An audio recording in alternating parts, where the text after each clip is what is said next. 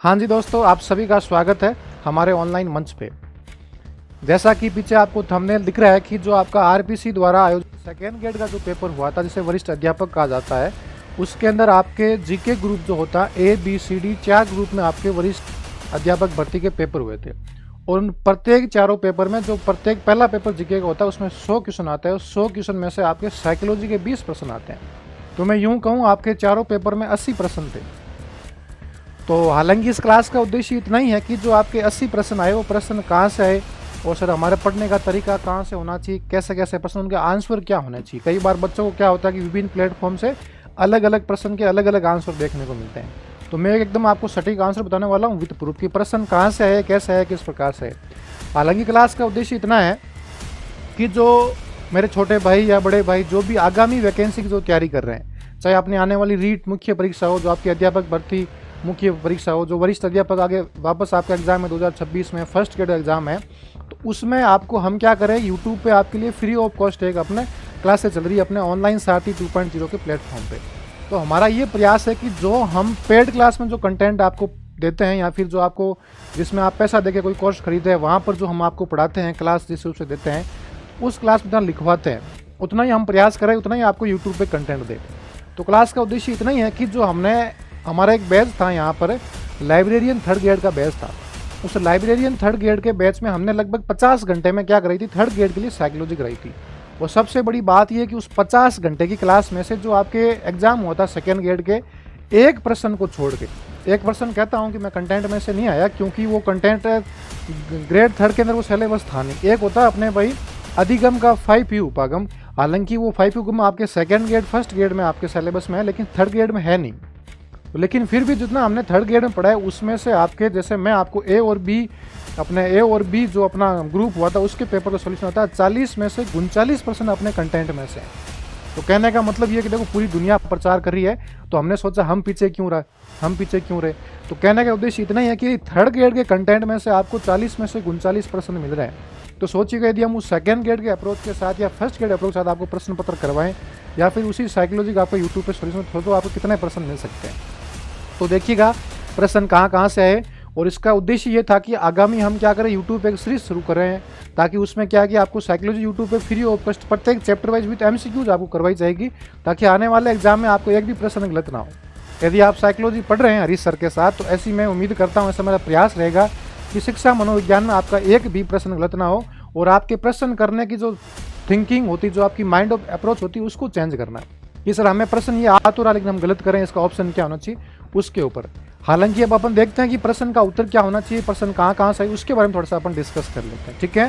तो बने रहेगा।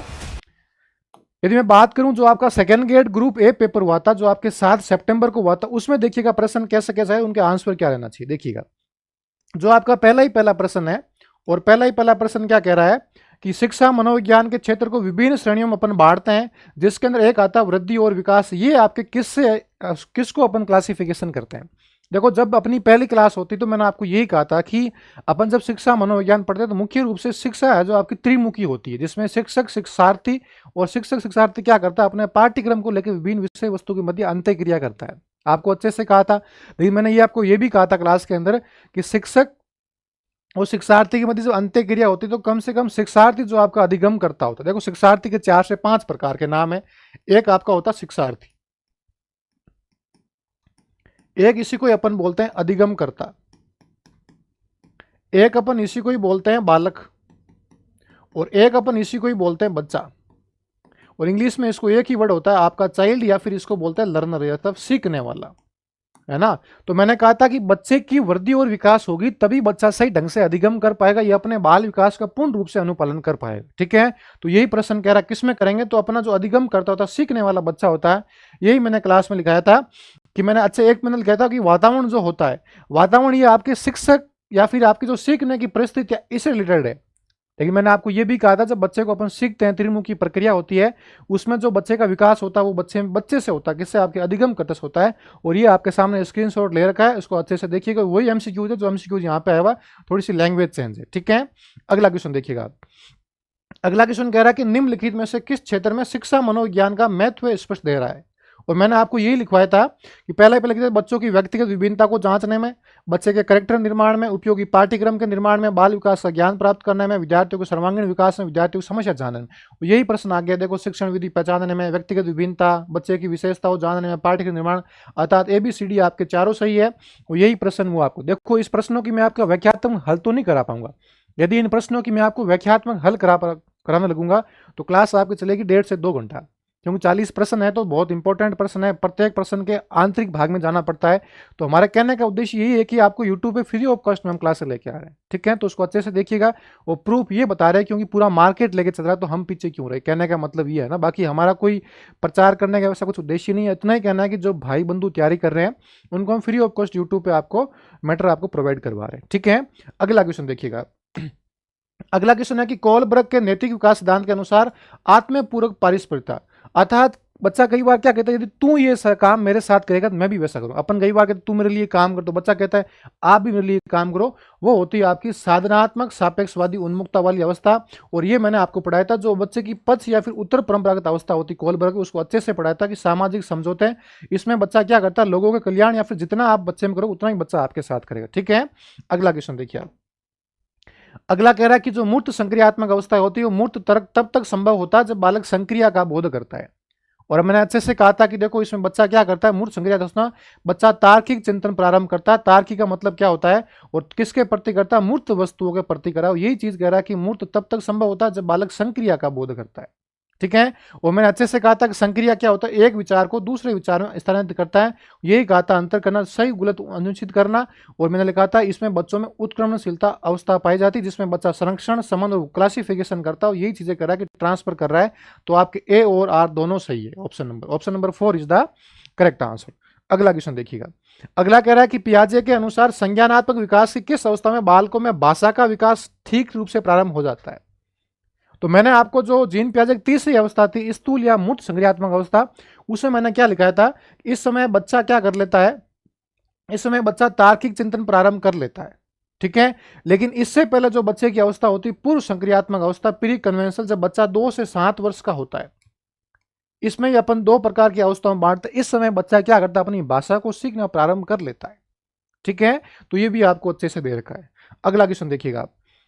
अब ये क्वेश्चन देखो, एक आपका है क्या, जो अधिगम या फिर शिक्षण का जो आपका निर्मितवादी उपागम होता है। तो आपका शिक्षण का जो निर्मितवादी उपागम है जिसमें आपके 5A की बात कर रखी है।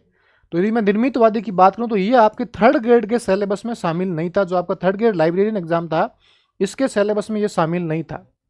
लेकिन हमने MCQ कराया तो वहां पे बात की थी, लेकिन वो प्रश्न हमें मिला नहीं। हालांकि हमने ढूंढने की कोशिश की, आंसर मिला नहीं।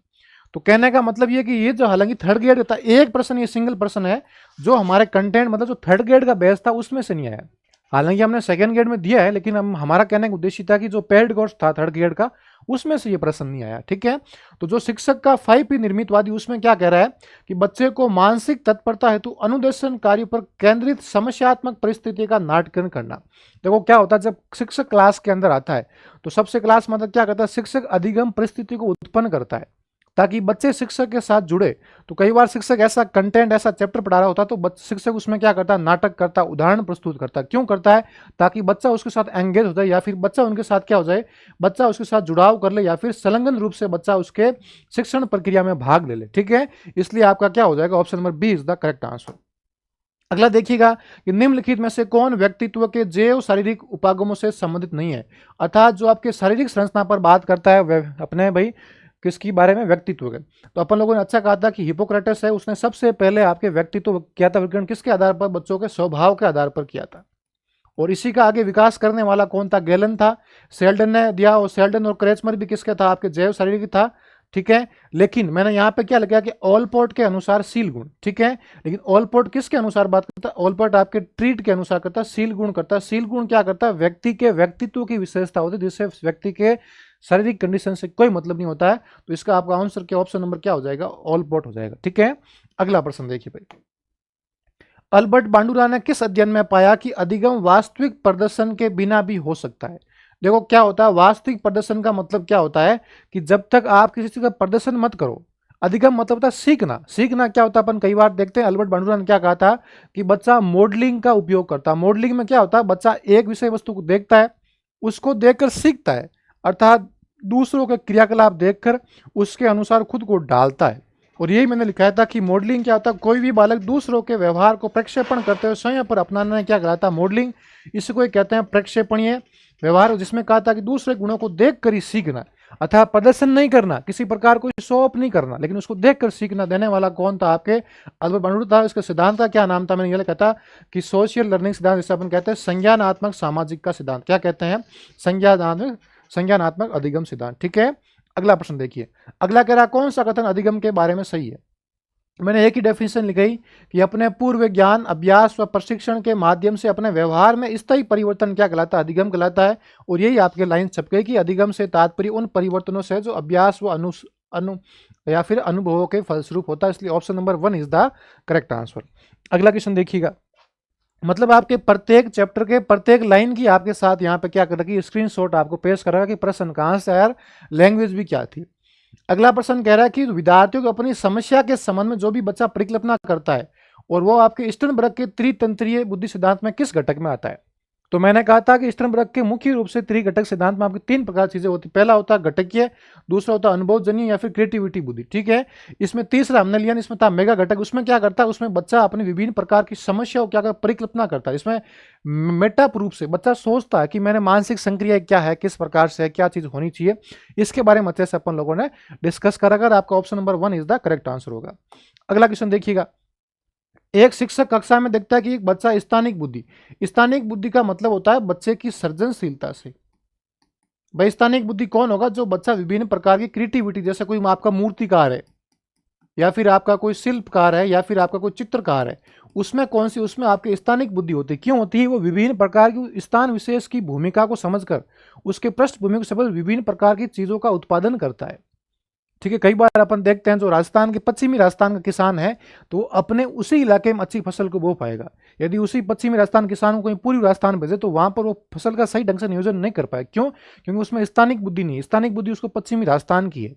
ठीक है, और स्थानिक बुद्धि में क्या होता है, मैंने आपको अच्छे से कहा था, ये मॉडल बनाया था। मैंने कहा इसमें देखो, इसमें त्रिआयाम होते हैं, जिसमें मैंने कहा था क्या होता है, इसमें बुद्धि का त्रिआयामी मॉडल में अच्छे से बताया था।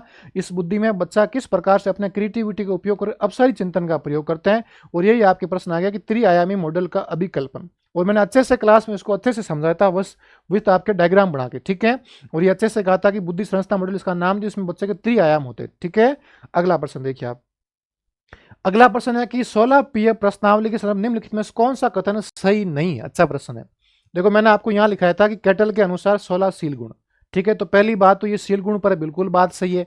इसमें 16 द्विध्रुवीय कारक है। अच्छे से मैंने कहा था 16 को नाम लिखाया था, लेकिन मैंने कहा आप तो एक याद कर लो कि व्यक्ति बुद्धिमान है, जो अधिक हो सकता कम। मैंने प्रत्येक के आपके 2-2 फैक्ट बताए। ठीक है, तो ये भी आपका सेंटेंस सही है। तीसरा क्या है, ये प्रक्षेपी प्रशिक्षण नहीं, बिल्कुल बात सही, क्योंकि मैंने आपको कहा था कि प्रक्षेपी विधि क्या होती है आपकी, एक तो टीएटी होती है, एक आपकी सीएटी होती है, एक आपके एससीटी होती है ना। और टीएटी हो गई, सीएटी हो गई, एससीटी हो गई, एक आपकी कह सकते हैं आईसीटी अपन कह सकते हैं ना। अब विभिन्न प्रकार की, एक आपकी एफडब्ल्यूएटी होती है, एक आपकी खेल विधि होती है, एक आपका मोजेक परीक्षण होता है। ये विभिन्न प्रकार की चीजें थी। और एक आपकी आईबीटी इंक ब्लॉट टेस्ट होती है। ये सारी क्या थी, आपकी प्रक्षेपी विधियां थी। ठीक है, लेकिन सील गुण क्या होता है, सील गुण आपके प्रकार टाइप नहीं है, बिल्कुल कैसा है सील गुण आपका। सील गुण पर मैं कह सकता हूं ट्रीट उपागम है। कैसा उपागम, ट्रीट उपागम। इसलिए ऑप्शन नंबर 4 इज द क्या हो जाएगा, इनकरेक्ट हो जाएगा। ठीक है, अगला प्रश्न देखिए। मतलब आपको ये बताइए कि 16 प्रकार के कौन कौन सी प्रश्नावली दे रखी है, वहां से भी प्रश्न आ सकता है, इनमें से कौन सी है कौन सी नहीं है। अगला प्रश्न देखिएगा। कोई वयस्क है अपनी इच्छाओं, प्रेरणाओं, व्यवहारों को बाल्यावस्थाओं की इच्छाओं, प्रेरणाओं, व्यवहारों के अनुकूल, अर्थात कोई बड़ा व्यक्ति है, वयस्क है, वो क्या करता है, अपनी उस स्थिति से हटने के लिए अपनी छोटी वाली अवस्था को जाता है। उसे बोलते हैं प्रतिगमन। प्रतिगमन क्या मतलब, तो अपनी एक स्थिति जो होती है वर्तमान स्थिति, उस वर्तमान स्थिति को भूलने के लिए बच्चा क्या करता है, अपनी प्रारंभिक स्थिति या छोटे वाली अवस्था में जाता है, उसे बोलते हैं प्रतिगमन। ठीक है, तो ये मैंने लिखा था कि अपनी वर्तमान स्थिति में दबाव तनाव में सामना करने पर अपनी पहले वाली या भूतकाल स्थिति में जाना, उसे क्या बोलते हैं, प्रतिगमन बोलते हैं। इसे बोलते हैं रिग्रेशन। यही आपके प्रश्न यहाँ पे आया है। ठीक है, हालांकि आपके समायोजन में से, बुद्धि के मॉडल में से, जो आपका एक तो गिलफर्ट का सिद्धांत था बुद्धि का, और एक आपके जो ये अधिगम का जो 5P मॉडल था, और एक आपके जो स्टर्नबर्ग का त्रिचापीय सिद्धांत था, वहां से प्रश्न बार बार घूम फिर के आए। है ना, आसपास। और शिक्षा मनोविज्ञान जो उपयोगिता है वहां से 4 से 5 प्रश्न आए। तो मोस्टली आपके 3 से 4 टॉपिक में से प्रश्न पूछे गए, 20-20%। ठीक है, अगला प्रश्न देखिए। एक अर्जित प्रेरणा जिससे प्रेरित होकर बालक अपने कार्य को इस ढंग से करता है कि उसे अधिक से अधिक सफलता मिल सके। और मैंने आपको क्या लिखा था कि अधिक मोटिवेशन का सिद्धांत बताया, उसमें लिखा था उपलब्धि अभिप्रेरणा का सिद्धांत। एक ही चीज गई थी इसमें, बच्चा हमेशा श्रेष्ठता की ओर बढ़ता है या अपनी अधिक से अधिक उपलब्धि प्राप्त करने में कार्य था। यही प्रश्न आपकी लैंग्वेज भी चेंज, लैंग्वेज क्या करा कि अधिक से अधिक सफलता मिल सके, उसे बोलते हैं उपलब्धि मोटिवेशन या फिर अचीवमेंट मोटिवेशन। और यही लाइन आपको लिखवाई गई थी सेंटेंस के अंदर, और वही लाइन आपके यहाँ पे आपकी। अगला प्रश्न देखिएगा। निम्नलिखित में से शिक्षक के द्वारा किया गया कौन सा कार्य व्यक्तिगत विभिन्नता के महत्व को इंगित नहीं करता है। और मैंने आपको पहली लाइन लिखाई थी कि व्यक्तिगत विभिन्नता वाले व्यक्ति में विचलनशीलता या फिर विभिन्नता पाई जाती है, और प्रत्येक बच्चे की वृद्धि में विभेदीय दर अलग अलग होती है, बिल्कुल भी सेक नहीं होती है। और तीसरी क्या थी कि प्रत्येक व्यक्ति में सीखने भी क्या होती है, विभेदीय दर अलग अलग होती है। और यहाँ पे प्रश्न क्या कह रहा है कि सभी के लिए समान निष्पादन, और मैंने कहा था सभी बच्चों में सीखने के लिए अलग अलग निष्पादन होना भी क्या है, व्यक्तिगत विभिन्नता। और ये कह रहा कौन सा गलत है, तो गलत आपका 2 नंबर गलत हो जाएगा। ठीक है, अगला प्रश्न देखिए भाई साहब।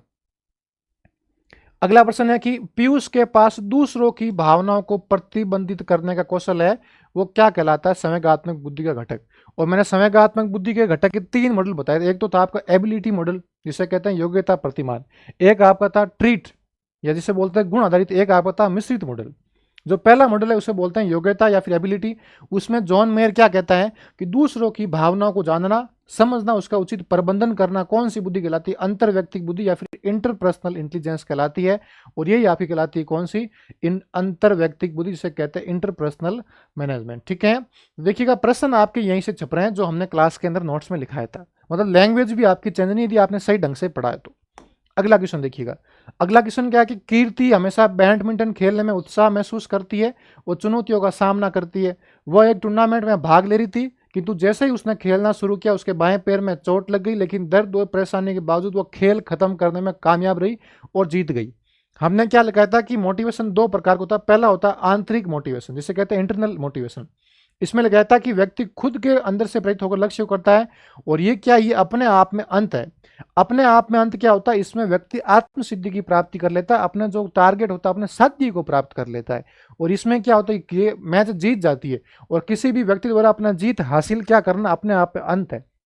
जैसे आपने एग्जाम की तैयारी शुरू की है, वो आपका टारगेट होगा, लेकिन जिस दिन आपका सिलेक्शन होगा ना, तो वो क्या होगा, वो आपकी तैयारी में अपने आप अंत हो जाएगा। उसे बोलते हैं आंतरिक मोटिवेशन या फिर अर्जित मोटिवेशन। क्या बोलते हैं, आंतरिक मोटिवेशन। क्या होगा, आंतरिक जो आपकी इंटरनल मोटिवेशन होती है वही आपके यहाँ पे सेंटेंस लिखवा रखा। ठीक है, अगला प्रश्न देखिए आप। अगला कह रहा है कि वह अभिप्रेरक शक्ति जो हमारे ध्यान को आकर्षित कर उसे किसी वस्तु, उद्दीपन या कार्य विशेष के संपादन में बराबर बनाए रखकर हमें वांछित उद्देश्य की पूर्ति में सहयोग प्रदान करती है। और मैंने एक रुचि की परिभाषा लिखाई थी कि व्यक्ति की भावनात्मक अवस्था है जो किसी व्यक्ति, वस्तु, क्रिया के प्रति आकर्षण या ध्यान आकर्षित करने की प्रक्रिया है। और यही हमने कहा था, किसी वस्तु के प्रति बराबर क्या रखे, हमें आकर्षित करने का भाव पैदा करती, उसे अपन क्या बोलते हैं, इंटरेस्ट या फिर रुचि कहा जाता है। और जो रुचि की डेफिनेशन लिखाई थी वही आपकी परीक्षा के अंदर छप गई। ठीक है, अगला प्रश्न देखिएगा। बहुत शानदार प्रश्न है कि निम्नलिखित में से कौन सा प्रावधान प्रतिभाशाली बच्चों की शिक्षा के लिए उपयोगी है। और मैंने क्या शेयर किया कि प्रतिभाशाली बच्चों की शिक्षा की व्यवस्था, पहला लिखाया था कि तीव्र प्रोन्नति जो आपकी ये रहा त्वरण, उसको क्या देना, त्वरण देना। दूसरा क्या लिखाया था, दूसरा लिखाया था कि हमने क्या लिखाया था कि प्रत्येक कक्षाओं की व्यवस्था करना, या फिर उसके व्यक्ति का निगमन, ह्यूरिस्टिक, मस्तिष्क उद्दीलन, ब्रेनस्टॉर्मिंग विधि का प्रयोग करना हो ना। तो अपन कह सकते हैं कि ये रहा पुल आउट दृष्टिकोण करना। और संवर्धन कार्यक्रम का मतलब क्या, इंक्रीजमेंट में क्या होता है, उसको विभिन्न प्रकार चीजों के मध्य क्या होता है, उसको कह सकते हैं कभी कभी कक्षा में पढ़ाने का अवसर, अमूर्त चिंतन का अवसर देना, वो किस में होता है, आपके संवर्धन कार्यक्रम में होता है। लेकिन आपको पता है कि उपचारात्मक किस में होता है, उपचारात्मक आपके होता है जो पिछड़े वर्ग के बालक होता है, अर्थात जो आपके बैकवर्ड चाइल्ड होते हैं, पिछड़े बच्चे होते हैं, उनके लिए क्या करते हैं अपन, उपचारात्मक शिक्षण का विधि प्रयोग करते हैं। इसलिए डी तो आपका गलत है, ए और बी एंड सी। तो answer number B is the correct answer, A, B and C. और यही वही है जो अपने क्लास में लिखा है। इस विशेषताओं में से आपके प्रश्न पूछा है कि प्रतिभाशाली बच्चों के लिए शिक्षा व्यवस्था क्या, पहला क्या है, तीव्र प्रोन्नति। ठीक है, अगला प्रश्न देखिएगा। अगला है कि निम्नलिखित में से कौन सा किसी व्यक्ति के दृष्टिकोण में परिवर्तन लाने के लिए उपयुक्त नहीं है। अभिवर्ती की बात कर रहा है, एटीट्यूड की बात कर रहा है। देखो एटीट्यूड का मतलब होता है आपके दूसरे व्यक्ति या फिर दूसरे विषय वस्तु के प्रति आपका दृष्टिकोण कैसा है, ठीक है। और पहला ही पहला क्या कर रहा है कि समूह चर्चा द्वारा, बिल्कुल बात सही है, मैंने आपको पहले ही कहा था कि क्या होता है, इसका संबंध व्यक्ति के विचार, धारणा और मूल्यों से होता है। इस चीज को आप याद कर लो। लेकिन यहाँ क्या कह रहा है, यहाँ कह रहा है कि इसकी देखो ये व्यक्ति के विचार होता है, धारणा होता है, व्यक्ति खुद का मूल्य होता है। लेकिन यहाँ क्या कह रहा है, जन प्रतिबद्धता, अर्थात आपके जन समूह से उसको कोई भी मतलब नहीं है। जन समूह से व्यक्ति के कभी भी आपके अभिवर्ती में परिवर्तन नहीं होता है। व्यक्ति कब परिवर्तन होगा, जब व्यक्ति खुद के बारे में सोचना प्रारंभ करेगा, खुद की मानसिक अभिवृत्ति के माध्यम से करेगा। वो यही सेंटेंस क्या कह रहा है, कौन सा आपके उपयुक्त नहीं है, बाकी वाले बिल्कुल उपयुक्त है। लेकिन option number B is the, जो ये वाला सेंटेंस है इसको अच्छे से पढ़ना, जन प्रतिबद्धता, ये आपका ऑप्शन नंबर एकदम गलत होने वाला, ठीक है। अगला प्रश्न देखिए। तो ये आपके जो पहले 20 प्रश्न थे, ये आपके जो ग्रुप ए का पेपर हुआ था, उस ग्रुप के ए वाले पेपर में आपके 20 के 20 प्रश्न आपके कह सकते हैं 19 प्रश्न आपके कंटेंट में से मिले। और कंटेंट कौन सा था, आपका जो लाइब्रेरियन 3rd ग्रेड का हमने पेड कोर्स दिया था, उस पेड कोर्स में से आपको पूरा कंटेंट मिला है। तो सोचिएगा यदि हमने 2nd ग्रेड के अप्रोच साथ पढ़ाया होता तो सोचिएगा वहां से प्रश्न आपको कितने पूरे पूरे में से मिलते, ठीक है। हालांकि हमारी पढ़ाई नहीं, एक शिक्षक के लिए क्या होता है, जब शिक्षक कुछ पढ़ाता है और पढ़ाने के बाद जो आपके एग्जाम में प्रश्न मिलते हैं, वो शिक्षक के लिए सबसे बड़ी खुशी होती, ठीक है। तो ये अपने अनुभव आपके साथ साझा कर रहा हूं ताकि आप भी बने रहिएगा। और आपको यूट्यूब पे हम एकदम फ्री ऑफ कॉस्ट क्लासेस लेके आ रहे हैं, ठीक है। अब देखते हैं जो आपका ग्रुप बी का पेपर था 8 सितंबर को, उसके प्रश्न देखिए कैसे कैसे प्रश्न का आंसर क्या होना चाहिए। देखो पहला प्रश्न है कि पियाजे के विकास सिद्धांत की इस अवस्था में विद्यार्थी भौतिक वास्तविकताओं के बिना न केवल संप्रत्यक समझते हैं, अपितु वे संभावनाओं और असंभावनाओं के विषय में गहन चिंतन में भी सम्मिलित होते हैं, ठीक है। तो देखो मैंने आपको अच्छे से कहा था कि बच्चा उसमें देखो क्या लिखा, भौतिक संप्रत्यय को समझता है, मैंने इतना ही कहा था। देखो ये परिकल्पनात्मक चिंतन पाया जाता है। और परिकल्पना का मतलब क्या होता है, आपको पता है कि बच्चा सोच से परे सोचना प्रारंभ कर लेता है, जिसमें बच्चा मूर्त चिंतन के साथ क्या करता है, जिसमें बच्चा मूर्त चिंतन के साथ अमूर्त चिंतन करना भी प्रारंभ कर लेता है। और ये कौन सी अवस्था आपकी, औपचारिक संक्रियात्मक, और यही आपके लिख रहा है औपचारिक क्रियात्मक, या फिर इसी को अपन क्या बोलते हैं, फॉर्मल ऑपरेशन बोलते हैं, जिसे अपन कहते हैं, ठीक है। और यही इंग्लिश वर्ड है आपका फॉर्मल। जो आपके 12 साल जो बच्चे किशोरावस्था होती उस समय बच्चे में यह अवस्था आपके पाई जाती, ठीक है। अगला प्रश्न देखिए आप। कैरोल के अनुसार एक शिक्षक को कक्षा में शैक्षिक मनोविज्ञान की व्यवहारिक रूप से कैसे लागू करना चाहिए। ये हालांकि कैरोल वाला हमने 3rd ग्रेड में नहीं कराया था, क्योंकि 3rd ग्रेड में क्या होता है, जब हम व्यक्तित्व पढ़ते हैं तो व्यक्तित्व में एक आपका आता है हिपोक्रेटस। कौन आता है, हिपोक्रेटस। व्यक्तित्व में क्या करता है, उस व्यक्तित्व को स्वभाव के आधार पर 4 भागों में बांटता है। और उस पुस्तक का क्या नाम था, हिपोक्रेटस के पुस्तक का नाम था नेचर ऑफ मैन, है ना, व्यक्ति का स्वभाव। उसके अंदर वो क्या करता है, व्यक्तित्व को 4 प्रकार की भागों में बांटता है। उसी के सिद्धांत को आगे बढ़ाने वाला कौन था, कैरोल था 1965 में। तो कैरोल क्या कहता है कि शैक्षिक मनोविज्ञान को व्यवहारिक रूप से कैसे लागू करेंगे, जब उसको क्या करेंगे, जब बच्चों के साथ छात्रों के विद्यालय अधिगम के सभी पक्षों को समझकर, अर्थात बच्चों के कह सकते हैं कि संज्ञानात्मक प्लस भावात्मक प्लस क्रियात्मक तीनों प्रकार के पक्षों के समझ यदि अपन काम करते हैं तो उसे अपन बोलेंगे बच्चों का शैक्षिक मनोविज्ञान रूप से उसका प्रयोग करना, ठीक है। ये कैरोल के अनुसार था। अगला प्रश्न देखिए। हालांकि मैंने क्लास में ये भी कहा था कि शिक्षा मनोविज्ञान की जब भी आपको लगे वो सेंटेंस नेगेटिव बात कर रहा है, या फिर वो सेंटेंस कहीं पर केवल वर्ड का यूज कर रहा है, या फिर सेंटेंस कोई शॉर्ट टर्म की बात कर रहा है, वो हमेशा शिक्षा मनोविज्ञान का उत्तर हमेशा गलत होता है, हमेशा। यहां क्या कह रहा है, कंटस्ट करके ये नेगेटिव बात करे उत्तर गलत होगा, केवल का प्रयोग कर रहा आंसर गलत होगा, ठीक है। मनोवैज्ञानिक प्रयोग करके ठीक है, लेकिन इससे अच्छा ये आंसर, इसलिए ऑप्शन नंबर 1। कई बार क्या होता है, अपनी अपनी माइंड और प्रेजेंस के साथ भी प्रश्नों को ठीक कर सकते हैं। क्लास में मैंने 50 बार कहा था कि शिक्षा मनोविज्ञान कभी भी नेगेटिव नहीं होती, क्योंकि शिक्षा मनोविज्ञान की विशेषता क्या है, वो आपकी धनात्मक विधायक विज्ञान है, जो आपके अनुप्रयुक्त विज्ञान की तरह बात करती है, अर्थात एप्लाइड ज्ञान के साथ बात करती है, ठीक है। अगला प्रश्न देखिए। शैक्षिक मनोविज्ञान के क्षेत्र को आकार देने वाली कई ऐतिहासिक जड़ों में से एक अग्रणी व्यक्ति जिन्होंने पहली शैक्षिक मनोविज्ञान प्रयोगशाला स्थापित की और बालक को एक सक्रिय अधिगमकर्ता के रूप में देखा। देखो बात को बहुत अच्छे से समझिएगा। अपन सब पढ़ते हैं कि 1879 के अंदर आपके विलियम जो वुंड था, उसने क्या की थी, आपके लिपजिंग नामक स्थान पर एक मनोवैज्ञानिक प्रयोगशाला की स्थापना की थी। वो अपन पढ़ते हैं विश्व के संदर्भ में, लेकिन यहाँ पर कहीं पर विलियम वुंड का ऑप्शन है नहीं। तो कई बार विलियम वुंड का जब ऑप्शन नहीं आता तो अपन पढ़ते हैं विलियम जेम्स को पढ़ते हैं, लेकिन विलियम जेम्स को कहा जाता है आधुनिक मनोविज्ञान का जन्मदाता कहा जाता है। लेकिन बात करें शिक्षा मनोविज्ञान जनक, वो आपके थॉर्नडाइक होता है। लेकिन कह रहा है कि शिक्षा मनोविज्ञान में जब हम बात करते हैं कि शिक्षा त्रिमुखी होती है, उस समय जॉन डीवी क्या कहता है, जो शिक्षक होता है वो अपने बच्चे के साथ उसके सब्जेक्ट मैटर के साथ क्या करता है, अंत्यक्रिया करता है। उस समय वो क्या करता है, एक संप्रदाय की स्थापना करता है। उस संप्रदाय का नाम था प्रकार्यवाद या फिर कार्यवाद। ठीक है, उसमें वो पुस्तक क्या उसकी उसमें क्या करता है, विलियम जेम्स सबसे पहले उसका अनौपचारिक रूप से उद्घाटन करता है। लेकिन 1894 के अंदर जो आपका कौन, जॉन डीवी था, उसके साथ था एंजिल, वो क्या करता है, वो एक विश्वविद्यालय में क्या करते हैं कि आप छोटी सी एक शैक्षिक मनोविज्ञान की प्रयोगशाला स्थापना करता है, जो बच्चों को विभिन्न प्रकार के शिक्षा मनोविज्ञान फंक्शन के प्रति उत्साहित करते हैं कि शिक्षा मनोविज्ञान का जो कार्य है, फंक्शन है, वो कैसे कैसे कार्य करते हैं। उसी के आधार पर उनका संप्रदाय कहलाया, क्या नाम था, प्रकार्यवाद। तो अकॉर्डिंग टू मी आपका आंसर होना चाहिए जॉन डीवी। ठीक है, क्योंकि विलियम जेम्स तो आपका होगा नहीं, विलियम वुंट आपके ऑप्शन में है नहीं, ये आपके शिक्षा मनोविज्ञान का जनक है, लेकिन इसने कहीं पर भी आपके प्रयोगशाला की कहीं पर भी स्थापना नहीं की थी। ठीक है, जिसने आपके, तो मेरे हिसाब से जॉन डीवी होगा, क्योंकि ये इसने प्रकार्यवाद कार्यवाद के सबसे पहले फंक्शन के ऊपर बात की, और अपना फंक्शन का प्रयोग कहाँ करते हैं, प्रयोगशाला में करते हैं। और शैक्षिक मनोविज्ञान आकार देने वाली ऐतिहासिक जड़ों में, ऐतिहासिक 1894 में किसने की थी, आपके जॉन डीवी, और साथ में था एंजिल। इन्होंने क्या की थी, इसके साथ एक होर्वे कोरवे नाम की वैज्ञानिक भी था। ठीक है, अगला प्रश्न देखिए।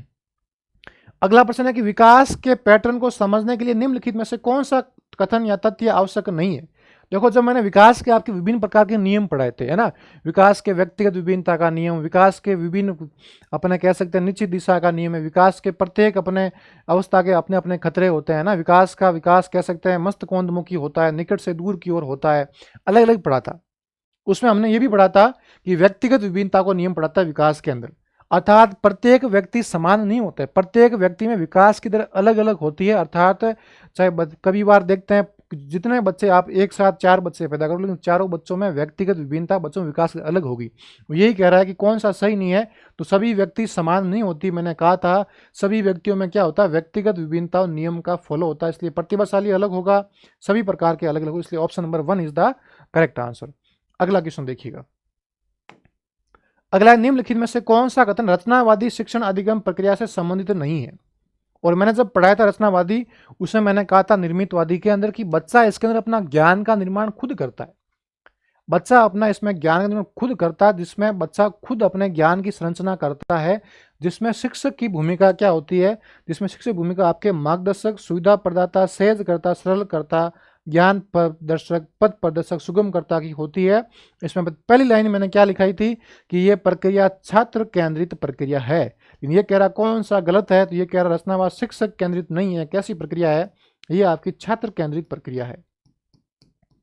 मतलब सही ढंग से जिसने भी आपके सिलेबस पढ़ा है ना, मैं दावा करता हूं कि वो अपने पेपर के अंदर 20 में से 19-20% आराम से करके आता, इसने सही ढंग से कंसेप्ट के साथ क्लास को अच्छे से देखा होता तो।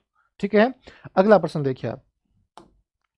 अगला प्रश्न है कि नैतिक विकास के क्षेत्र सिद्धांत के अनुसार व्यवहार को नियंत्रित करने और सामाजिक व्यवस्था को बनाए रखने के लिए सामाजिक सहमति द्वारा स्थापित परंपरागत नियमों को कहा जाता है।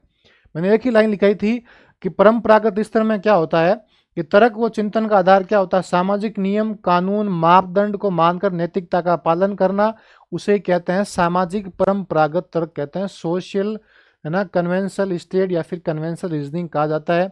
और यही मैंने अच्छे से लिखा था कि परंपरागत स्तर का आधार क्या होता है, इसमें बच्चा सामाजिक नियमों, कानूनों और व्यवस्था के अनुसार क्या करता है, सामाजिक सहमति को मानता है। ठीक है, अगला प्रश्न देखो भाई। शिक्षण के स्तर के आधार पर निम्नलिखित में से अधिगम का सबसे सरल प्रकार कौन सा होता है। ये मैंने एक प्रश्न कराया था कि निम्नलिखित में से शिक्षण का एक स्तर कौन सा है, तो आपको अच्छे से पता है कि शिक्षण के 3 प्रकार के स्तर होते हैं। पहला आपका होता है कौन, स्मृति स्तर, उसके बाद आपका होता है बोध, उसके बाद होता है चिंतन। सबसे जो निम्न स्तर का होता है उसे कहते हैं स्मृति स्तर, जिसमें बच्चा याद करता, रटा मारता देने वाला हर्बर्ट था। फिर होता है बोध, जिसमें बच्चा समझता है, अवबोध करता, अर्थ को समझता है, शब्दों को समझता देने वाला मॉरिसन था। फिर होता है चिंतन, जिसमें बच्चा तुलना करता है, क्लासिफिकेशन करता है, तार्किक चिंतन करता देने वाला हंट था। और इसमें यह भी कहा था कि शिक्षण के 3 स्तर होते हैं, जिसमें सबसे निम्नतम कौन सा होता है, आपका स्मृति या फिर मेमोरी होता है। यही प्रश्न पूछ रहा है कि निम्नतम सरल कौन सा होता है, वो आपका होता है स्मृति। कौन सा होता है, मेमोरी लेवल लर्निंग, जो देने वाला कौन था, आपके हर्बर्ट था। कौन था, हर्बर्ट था। अवबोध आपके देने वाला मॉरिसन था, और चिंतन आपके देने वाला कौन था, हंट था। ठीक है, और यही आपको प्रश्न पूछ रहा है, ये मैंने आपके एमसीक्यूज क्लास के अंदर सॉल्यूशन कराया था, जब अपना टेस्ट पेपर का सॉल्यूशन करवाया था। ठीक है, अगला प्रश्न देखिए आप। अगला है कि हार्दिक को गणितीय अवधारणाओं को ज्ञान है तो उसे भौतिकी सीखने में मदद करता है। मैंने ये लिखा था, देखो ये देखो पढ़ा, ये देखो आपके एग्जाम्पल पढ़ा है। गणित सीखने के बाद भौतिक विज्ञान सीखना, ये मैंने कहा था अधिगम का अंतरण होता है। इसको बोलते हैं अधिगम का धनात्मक अंतरण। अधिगम का धनात्मक यहाँ पे है नहीं तो सौभाग्य सी बात है। गणित की संक्रियाएं भौतिक विषय के समान संक्रियाओं को उत्पन्न करती है, जिसे अपन कहते हैं समान अवयव या फिर तत्वों का सिद्धांत कहते हैं। ठीक है, option number 4 is the correct answer. मतलब एग्जाम्पल भी आपको यही लिखा हुआ है। अगला क्वेश्चन देखिएगा कि निम्नलिखित में से कौन सा विकल्प ऑलपोर्ट द्वारा वर्गीकृत व्यक्तित्वशील गुणों को दर्शाता है। मैंने अच्छे से कहा था कि ऑलपोर्ट के अनुसार शील गुण मुख्य रूप से 3 प्रकार के होते हैं। पहले कौन सा था, कार्डिनल शील गुण। ठीक है सर, कार्डिनल एक तो यहाँ रहा। दूसरा कौन सा था आपका, केंद्रीय शील गुण, ये रहा सर केंद्रीय शील गुण। तीसरा कौन सा है, गौण शील गुण, है ना। तो ये आपके 3 प्रकार के शील गुण के बारे में कौन करता है, ऑलपोर्ट करता है। यही आपके प्रश्न छप गया जहां से हेडिंग थी। ठीक है, विथ आपको स्क्रीनशॉट पेश किया हुआ है। अगला क्वेश्चन देखिएगा आप। अगला क्वेश्चन है, इसको सम्मिलित करना है, कौन से क्या था। पहला कह रहा है कि 16 पीएफ देने वाला कौन था, यह था केटल के अनुसार 16 पीएफ। तो भाई साहब देखो, पहला पीएफ 16 पीएफ एकमात्र ऑप्शन था जिसमें पहले में तीसरा था। आप इसको देख के आंसर अपने आप आराम से करके आते कि पहले में तीसरा है, बाकी वाले किसी में तीसरा। आप एक पता होता तो आप बाकी वाला आराम से करके आते। लेकिन यहाँ पे और भी पूछ रहा है, क्या पूछ रहा है, WAT पूछ रहा है, TAT पूछ रहा है, CET पूछ रहा है। यहाँ देखो सारी की, देखो TAT कर रखा है ना, CET करा रखी है, WAT करा रखी है। तो ये आप नेक्स्ट पेज पे लेते तो आपको अच्छे से मिल जाता। ठीक है, तो option number 1 is the correct answer. ठीक है, अगला प्रश्न देखिए। आपको पता है TAT देने वाला कौन था, मॉर्गन एंड मुरे था। कौन था, मॉर्गन मुरे था। CET देने वाला बेलेक था, 1948 में दी थी। ठीक है, इसका विकास करने वाला कौन था, अर्नेस्ट क्रिस्ट था। कौन था इसका विकास करने वाला, अर्नेस्ट क्रिस्ट था। और फिर क्या है, शब्द शास्त्रीय परीक्षण देने वाला कौन था, फ्रायड और जुंग था। ठीक है, तो आपके option number 1 is the correct हो जाता है। अगला प्रश्न देखिएगा, बहुत अच्छा प्रश्न है कि प्रवीण स्वभाव से बहुत आक्रामक है और अन्य लोगों के साथ लड़ाई करता था। बाद में सामाजिक रूप से अस्वीकृत इस व्यवहार को दूर करने हेतु वह अच्छा मुक्केबाज बन गया। मैंने एक लाइन लिखाई थी कि बालक की असामाजिक प्रवृत्ति को सामाजिक परिवर्तन में परिवर्तन करना, शोधन करना। कोई लड़का घर में बहुत ज्यादा लड़ाई करता है तो उस बालक को बहादुर, निर्भीक या मुक्केबाज या धावक बनाना क्या कहलाता है ये। और यही प्रश्न आपके लैंग्वेज वही छपे कि बच्चा घर में लड़ाई करता है और उस बच्चे को सामाजिक रूप से क्या बनाना, मुक्केबाज बनाना क्या कहलाता है, वो आप कहलाता है उदारीकरण, या फिर इसका दूसरा नाम है शोधन। क्या नाम, इसका दूसरा नाम है शोधन, जिसको हिंदी में कहा जाता है, इंग्लिश में कहा जाता है सब्लिमेशन। क्या कहता है, sublimation. Option number 3 is the correct answer. मतलब जो क्लास में डेफिनेशन जो आपको लाइन लिखवाई गई थी लैंग्वेज, वो लैंग्वेज वही की वही लैंग्वेज है आपका। लैंग्वेज में प्रवीण का नाम दूसरा है लेकिन वही लैंग्वेज है, वही सेंटेंस का मीन है। बस आपको सिर्फ पढ़ के याद करके जाना था, आपका प्रश्न अच्छे से सही होता। ठीक है, अगला प्रश्न देखिए आप। अगला है कि गिलफर्ट के बुद्धि प्रतिमान में बौद्धिक कार्य का आधारभूत आयाम में कौन सा सम्मिलित आयाम नहीं है। मैंने कहा था 3 आयामी सिद्धांत देने वाला गिलफर्ट था 1967 में, और इसमें 3 चीजें बताते हैं, तो संक्रिया, विषय वस्तु और उत्पाद या फिर परिणाम। लेकिन कहीं पर भी आपके दक्षता की बात नहीं करता, एफिशिएंसी की बात नहीं करता, इसलिए option number D is the correct answer. अगला प्रश्न देखिए आप। अगला बहुत अच्छा है कि एक शिक्षक अपनी कक्षा में समस्या को रखता है और विद्यार्थी उस समस्या के जवाब में अपने विचार अपसारी रूप से। देखो मैंने पहले ही कहा था क्लास के अंदर 2 चीजें होती हैं, अपसारी बुद्धि पाई जाती है आपके सृजनात्मक बच्चों में। किसमें पाई जाती है, अपसारी का संबंध होता है सृजनात्मकता से, और एक मैंने कहा था अपसारी होता है, अभिसारी होता है, और अभिसारी का संबंध होता है आपके बुद्धि से। किससे होता है, बुद्धि या फिर इंटेलिजेंस से होता है। और ये प्रश्न पूछ रहा है कि अपसारी रूप से क्या करता है, प्रोत्साहित करता है, सभी विचारों को मूल्यांकन रिकॉर्ड करता है और सृजनात्मकता को परंतु शिक्षक कौन सी विधि प्रयोग में लेगा। और आपको यही कहा था कि सृजनशील बालकों की शिक्षा व्यवस्था, यहाँ बात करा क्रिएटिविटी की। यहाँ एक लाइन लिखाई थी, इन बच्चों के लिए विचारावेश या मस्तिष्क उदयलन या मस्तिष्क विप्लन या ब्रेन स्टॉर्मिंग विधि का या फिर विधि के उपरांत है वो उसको रचना प्रदान करेगी। और यही सेंटेंस क्या कह रहा है, उस बालक को उत्पन्न करने के लिए क्या करना, समस्या की रचना करना, समस्या का समाधान करने के लिए कौन सी विधि आपकी, मस्तिष्क उदयलन। कौन सी विधि आपकी, मस्तिष्क उदयलन या फिर ब्रेन स्टॉर्मिंग मेथड का यूज करेगी। ये आपके अपसारी चिंतन या फिर क्रिएटिविटी से संबंधित है। और इसको मैंने अंडरलाइन कर कोष्टक बनाया था, मैंने कहा बहुत इंपॉर्टेंट है, यहाँ से प्रश्न आने की गुंजाइश है। और विधि देने वाला कौन था, देने वाला विधि आपका था ओसबर्न। कौन था, ओसबर्न, ये आपका मनोवैज्ञानिक था। ठीक है, अगला प्रश्न देखिए। अगला प्रश्न है कि जॉन डी मेवर और पीटर सेलोव ने अपनी पुस्तक संवेगात्मक विकास और संवेगात्मक बुद्धि में संवेगात्मक बुद्धि के निम्नलिखित में से कौन से क्षेत्र दिए थे। ये हालांकि प्रश्न आपका बहुत डीप प्रश्न है, बहुत डीपली प्रश्न, इतना डीप प्रश्न नहीं पूछना चाहिए, तो उन्होंने पुस्तक उठा के पूछ लिया, है ना। लेकिन फिर भी देखिए अपने क्लास में क्या लिखा था कि संवेगों को जानना। तो पहला देखिएगा, संवेगों का प्रत्यक्षीकरण करना, ठीक है, उनकी देखभाल करना, ठीक है, उसको संवेगों का विचार समन्वय करना, उनके मध्य संबंध स्थापित करना, ठीक है। तो देखा संवेगों को समझना या जानना, समन्वय करना, और उनका क्या करना, संबंध के बाद उनका क्या करना, उनका नियंत्रण करना, क्या करना, नियंत्रण करना, उनका प्रतिबंधित करना। तो चारों अपने एक लाइन में मैंने 4 सेंटेंस लिखाई थी, लेकिन मैंने कहीं पर भी आपके कह सकता हूं कि प्रानुभूति का नाम नहीं लिया और अंतर व्यक्तिगत संबंध का नाम नहीं लेता। ए और एफ तो आपका होना ही नहीं। तो आंसर क्या हो जाएगा, बी सी डी, आपका option number 3 is the correct answer. मतलब एक लाइन में मैंने पूरा सेंटेंस लिखा था कि अपने व्यवहार, अपने संयोगों को समझना, दूसरे बंदी का समन्वय करना, उनका नियंत्रण करना, साथ उनका क्या करना, संवेगों का प्रत्यक्षीकरण करना या फिर उनको समझना आपका किससे है, संवेगात्मक बुद्धि से रिलेटेड है, ठीक है। अगला प्रश्न देखिएगा, मैंने यही कहा देने वाला कौन था, पीटर शेले वगैरह था, ठीक है। अगला क्वेश्चन देखिए आप, अगला है कुछ दिशा निर्देश दिए गए जो विद्यार्थियों के स्व निर्णय और स्वायत्तता को प्रेरित करने के लिए सहायक, इनमें से कौन सा विकल्प सहायक नहीं है। देखो ये बात करता है बच्चा खुद का स्व निर्णय, खुद का सेल्फ डिसीजन लेता है या खुद के ऑटोनोमस कुछ जो करता है, उस समय बच्चे की अभिवृत्ति, उस बच्चे की मानसिक वृत्ति, बच्चे का एटीट्यूड या बच्चे की मनोवृत्ति वहां पर काम करती है। बहुत अच्छा प्रश्न है, ठीक है। तो पहला क्या कह रहा है कि बच्चा सीमाओं, नियमों और प्रतिबंधों के लिए उचित औचित्य प्रदान करेगा, बिल्कुल बात सही है। देखो थोड़ा सा प्रश्न इसमें 2 ऑप्शन गलत है। तीसरा ऑप्शन देखो, दूसरे को छोड़ो आप, तीसरा कह रहा है कि विद्यार्थियों को विकल्प चुनने की अनुमति देना और उन्हें प्रोत्साहित करना, बिल्कुल बात सही है।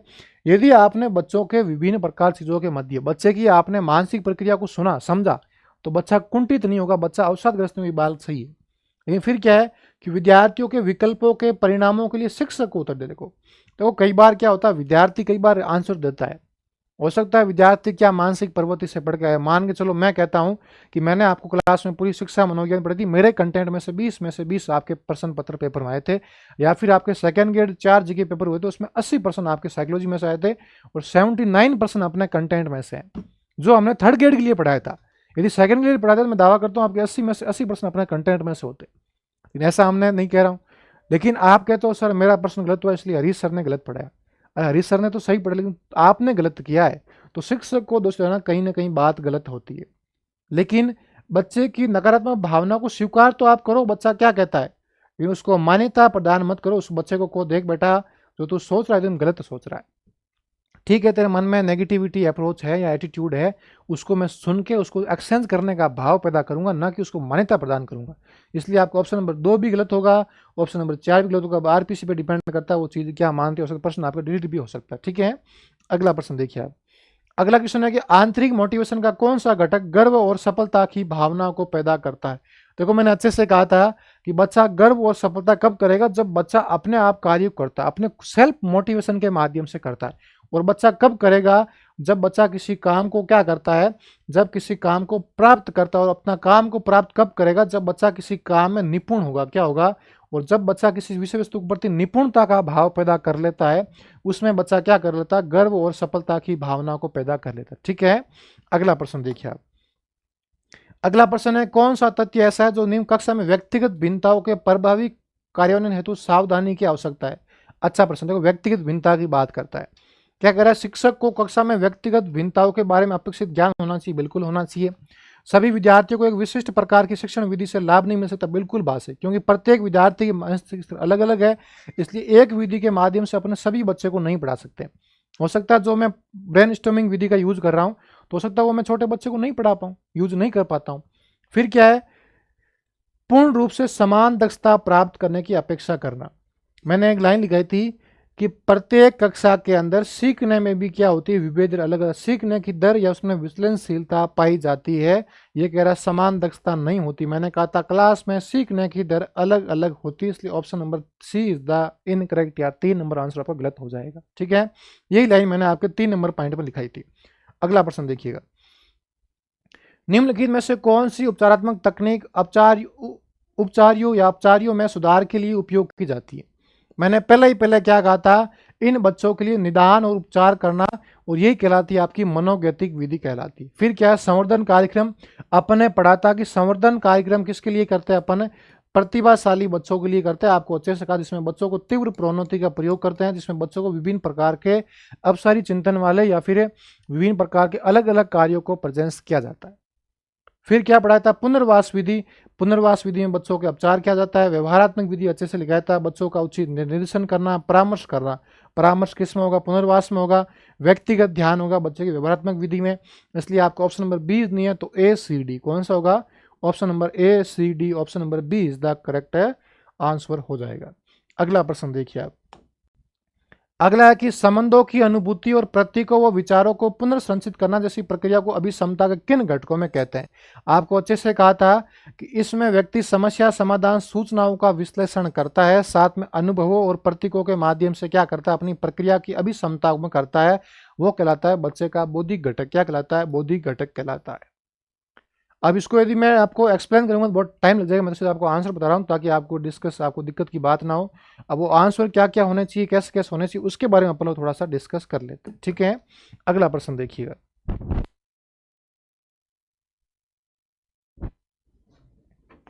अगला क्वेश्चन देखो क्या कह रहा है, निम्नलिखित में से कौन सी विशेषता आपकी रुचि से संबंधित नहीं है? देखो मैंने पहले क्या, रुचि के अनुसार कार्य करने से लक्ष्य प्राप्त मदद मिलती है, बिल्कुल बात सही है। फिर क्या है? रुचियां स्थिर व स्थायी नहीं होती, मैंने ये लिखा था कि रुचियां परिवर्तनशील होती हैं, तो ये भी लाइन आपके सबके बिल्कुल बात सही है। रुचियों को अर्जित नहीं किया जा सकता, मैंने ये कहा था कि रुचियां जन्मजात व अर्जित होती है, लेकिन यहाँ क्या कह रहा है? अर्जित नहीं किया जा सकता, ऑप्शन नंबर 3 गलत हो जाएगा। रुचियां एक से अधिक एक अभिव्यक्त शक्ति है, बिल्कुल शक्ति है, तो आपका ऑप्शन नंबर 3 इज द गलत आंसर हो जाएगा, ठीक है। तो ये आपके जो ग्रुप ए और ग्रुप बी वाले प्रश्न थे, ये आप जो आपके 40 प्रश्न थे ग्रुप और बी के, उस 40 में से 39% जो आपकी थर्ड ग्रेड का हमारा पेड कोर्स था उसमें से प्रश्न आए, ठीक है। तो मैं ऐसा करता हूं आपको सभी प्रश्नों के आंसर सही ढंग से मिले होंगे। थोड़ा सा हमने टाइम लिया सॉल्यूशन, क्योंकि हमने प्रत्येक वीडियो क्लिप निकाली, वहां से स्क्रीनशॉट लिया, बहुत मेहनत की, थोड़ा सा टाइम लग गया, लेकिन ऐसा भरोसा दिलाता हूं कि अपन यूट्यूब पे अपन फ्री ऑफ कॉस्ट साइकोलॉजी पढ़ रहे हैं, तो वही कंटेंट है, उस कंटेंट में अपन कुछ ऐड करेंगे, कुछ इनोवेशन करेंगे, 2-4 चीज़ें नई डालने के प्रयास करेंगे, ताकि आपको आने वाला जो भी आपका एग्जाम है, सेकेंड ग्रेड हो चाहे फर्स्ट ग्रेड हो, चाहे आपका रीट मुख्य परीक्षा जो आपके जनवरी 2026 में होने वाला, सभी प्रश्न आपको वहीं से मिलेंगे, ऐसा मैं आपको भरोसा दिलाता हूँ। लेकिन पढ़ना आपको पड़ेगा, प्रत्येक चीज़ आपको कंसेप्ट आपको करना पड़ेगा। जैसा कि हमने 50 घंटों क्लास ली थी थर्ड ग्रेड की, और उस 50 घंटे में जो आपका एग्जाम होता है लाइब्रेरियन थर्ड ग्रेड का, उसमें आपके 25 क्वेश्चन साइकोलॉजी का आते हैं, 25 के 25 क्वेश्चन अपने कंटेंट में से, एक ही प्रश्न बाहर नहीं है। तो सोचिएगा आपकी सेकेंड ग्रेड में अलग अलग 4 पेपरों में 80 प्रश्न आए थे, और 80 प्रश्न अपने पूरे कंटेंट में से, एक भी प्रश्न बाहर से नहीं है। आशा करता हूँ आपको अच्छे समझ में आया होगा, और सारे प्रश्न इस पीडीएफ को हम आपके टेलीग्राम ग्रुप में ज्वाइन कर लेंगे। लेकिन मेरा खुद का यदि आपसे मेरे को जुड़ना है तो मेरा खुद का टेलीग्राम चैनल, उसका नाम है हरीश जानी सर। इस टेलीग्राम ग्रुप को आप ज्वाइन कीजिएगा। यहाँ पर आपको जितने प्रकार की भी साइकोलॉजी के प्रश्न है, एमसीक्यूज है आपको, है ना, या फिर विभिन्न प्रकार का क्यूज है, सब आपको मिलती है, ताकि साइकोलॉजी की मैं आपके साथ बनाऊँ। किसी प्रकार की प्रॉब्लम हो साइकोलॉजी की, कोई फैक्ट को चिंता, तो आप इस यहाँ ज्वाइन कीजिएगा, मैसेज करिएगा, आपको हर रिप्लाई मिलेगा। बाकी मिलते हैं अपने यूट्यूब क्लासों पे, अपना ऑनलाइन सारथी 2.0 यूट्यूब चैनल उसको ज्वाइन करिएगा, वहाँ पर आपको सभी प्रकार की शिक्षा मनोविज्ञान क्लासेस फ्री ऑफ कॉस्ट मिलेगी, ठीक है। बाकी आशा करता हूँ आपको अच्छे समझ में आया होगा, अच्छे से पढ़िएगा, मन लगा के पढ़िएगा, और ढेर सारा आपको मेरी तरफ से प्यार, अच्छे से पढ़िएगा, बेस्ट ऑफ लक। मिलते हैं अगली क्लास में, तब तक बाय बाय, टेक केयर।